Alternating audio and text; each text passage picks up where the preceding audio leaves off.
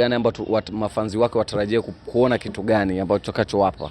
Ya, huyu mwaka wa 2026 nina vitu vingi sana.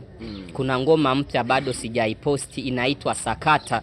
Yaani ninachoomba kabisa waendelee kusubiri, kuvuta subra, niko naiandaa, nadhani watafurahi mashabiki wangu.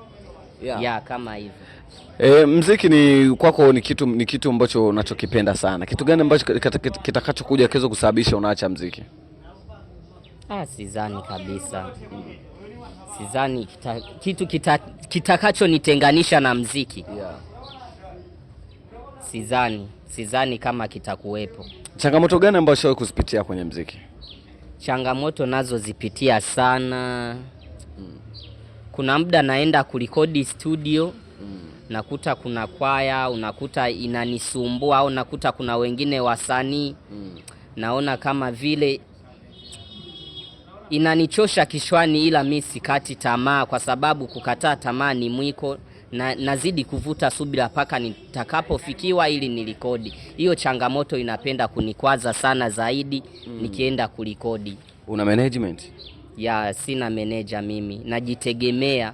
Sina manager yoyote. Sina. Akitokea mtu anasema kwamba nataka niwe manager wako, kitu gani utakachomuomba? Ya, mimi nitakachomuomba kitokea ni kunisaidia kama wanavyosaidia wasanii wengine. Ya, kunilipia hela ya kurekodi, kunilipia hela ya video, kimavazi. Fresh ndo naweza nikamuomba kuhusu hivyo kabisa. Ya, ngoja tuende na hili. Changamoto gani ambazo umeshawahi kuzipitia kwenye muziki? Changamoto hizi zimenichosha sana. Ni kama zipi? Ya, kwenye show napenda kupata sana changamoto. Kwenye show naweza kuenda kama muda wangu umefika wa kuperform, wala ghafla nakuta wamezima, wananizimia kabisa, wanazima vyombo, na kuwa sifikiwi yani kuimba. Hiyo inatokana, unahisi kwamba inatokana nini? Kutokana kwa sababu hujawa up, hujainuka sana, au ni nuksi? Hapana, mimi nadhani ni kwa ile wanaona bado sijapaa sana juu, ndio maana wanaamua kufanya hivyo. Ya, kama hivyo.